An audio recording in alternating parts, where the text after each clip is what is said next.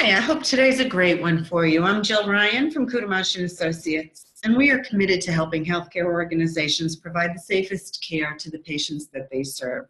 We hope that this series of tips related to Joint Commission's top findings has been helpful, and we look forward to your continued participation. Today's topic is providing safe food and nutrition for our patients, and this is scored in the provision of care. And I'd like to share with you some findings that we see related to this.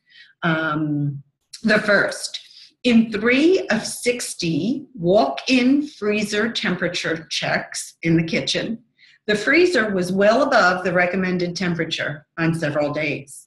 There was no documented corrective actions nor explanation for this out of range. A second finding, 2 of 6 cans of Glucerna stored for patient use were observed to have expired several days prior to survey activity.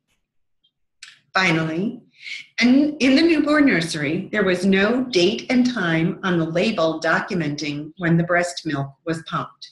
This is not in accordance with hospital policy, which requires date and time of collection.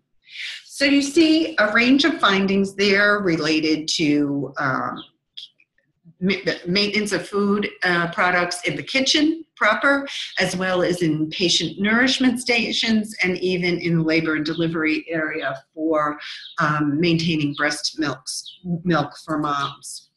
So some tips related to that. This is certainly a vulnerability. I would say the greatest vulnerability in this area, in terms of especially the maintaining those nourishment stations, is that everyone thinks maintenance of those nourishment statements is somebody else's responsibility. So housekeeping thinks that the nursing staff or the unit staff are monitoring those refrigerators, making sure that patient food gets thrown out, when it's out of date or when the patient gets discharged. The nursing staff and the patient care area staff think that housekeeping is doing it, or that dietary services who stocks the area is doing it. So it's really important to build into policy and procedure and job functions what the requirements are and whose responsibility it is to perform those functions. And when you do allow patients and their families to bring food in, and many organizations in a very patient-centered, patient experience mindset do allow that, make sure that your policies are timely and effectively communicated to those patients and those families, and then adhere to them.